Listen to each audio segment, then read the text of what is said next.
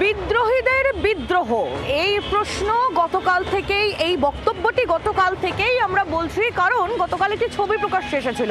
আপনাদের নিশ্চয়ই মনে আছে, তৃণমূল সাংসদ, মমতাপন্থী তৃণমূল সাংসদ সৌগত রায়, তার সঙ্গে ছবি দেখা গিয়েছিল দুই এনসিপিআই সাংসদের, আবু তাহের এবং তার পাশাপাশি দেখা গিয়েছিল খলিলুর রহমানকে।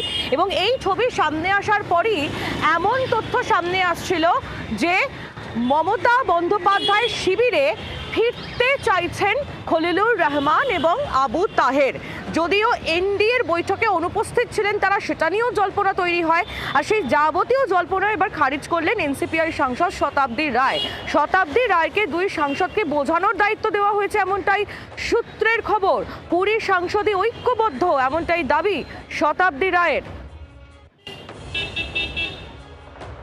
বিদ্রোহী সাংসদদের মধ্যে কি বিদ্রোহ? ড্যামেজ কন্ট্রোল এই মুহূর্তে এনসিপিআই। কথা বলবো রাজীব চক্রবর্তী, আমাদের প্রতিনিধি আমাদের সঙ্গে রয়েছেন এই মুহূর্তে টেলিফোন লাইনে। রাজীব, তাহলে এবার মানবাধিকারের পালা এবং বিদ্রোহের পালা কাটিয়ে কি ড্যামেজ কন্ট্রোলের পালা তৈরি শুরু হয়েছে? দেখো, যে খবর আসছে এখনো পর্যন্ত দুজন সাংসদ, সংখ্যালঘু সাংসদ আবু তাহের এবং খলিলুর রহমান, তারা এনসিপিআই ছেড়ে ফের তৃণমূলে যাওয়ার ইচ্ছা প্রকাশ করেছেন, এমন একটি দাবি তৃণমূল কংগ্রেসের প্রবীণ সাংসদ সৌগত রায় করেছেন। যদিও তিনি কোনো সাংসদের নাম নেননি, কিন্তু দুই তিনজন সাংসদের কথা বলেছেন, সংখ্যালঘু সাংসদের কথা বলেছেন।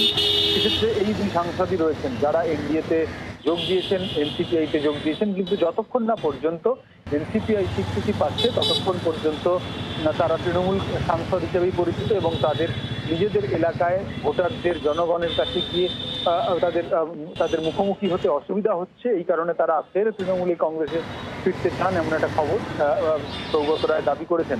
এক্ষেত্রে তোমাকে জানিয়ে রাখি যে এই খবর সামনে আসার পরই, জি 24 ঘন্টা এই খবর চালানোর পরেই কিন্তু এনসিপিআই এর তরফ থেকে তারাও তৎপর হয়ে গিয়েছেন।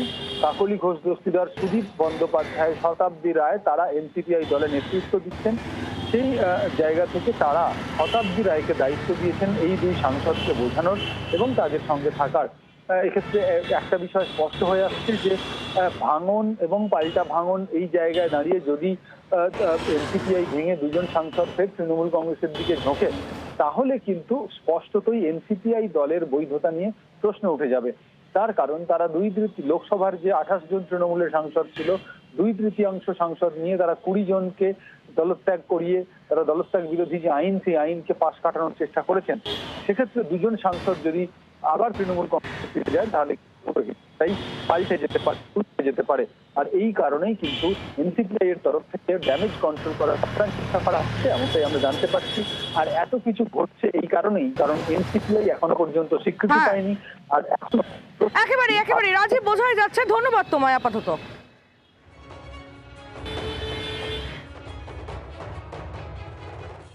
যদি পার্লামেন্টে দেখা হয়ে গেল এতদিনের পুরনো সঙ্গী, তাদের সঙ্গে যদি কথা বলা হয়, সেটা যদি আবিষ্কার করা হয় যে চলে আসার কথা, তাহলে সেটা আমার মনে হয় না খুব একটা যুক্তিযুক্ত বা বুদ্ধিমানের কথা হবে। আর কালীঘাটের তৃণমূল যখন বারবার বলছিল যে এদেরকে নেওয়া হবে না, মাফি মানতে হবে, তারপরে আর ওরা চাইছে কেন? বা ফেরত আসা বা ফেরত গেলেও বা এত সুন্দর করে ওয়েলকাম করবেই বা কেন? যে যারা চলে এসে তারা খারাপ, তো খারাপদের আর ভালোর জায়গায় নেওয়া দরকার। এগুলো একদম গল্প সৃষ্টি হচ্ছে, এই চলে গেল, ওই চলে গেল, এসব নয়। দায়িত্বের সঙ্গে বলছি 20 জনই আছে। সৌগত রায় তার যে বক্তব্যের, তার গতকালের যে বক্তব্যে এই বিদ্রোহীদের বিদ্রোহের জল্পনা উস্কে গিয়েছিল, সেই বক্তব্য আরো একবার শোনাবো। যদি ওরা সত্যি আবার ফেরত আসেন তাহলে পিটিশন উইথড্র করে নেবো আমরা। তাছাড়া একটা ব্যাপার হচ্ছে, সময় চলে যাচ্ছে।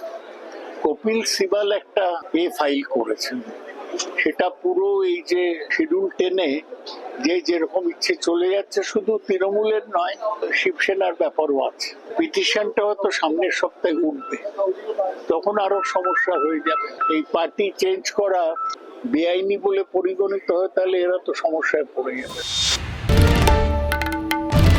বাংলার আওয়াজ, বাঙালির আবেগ, জি 24 ঘন্টা।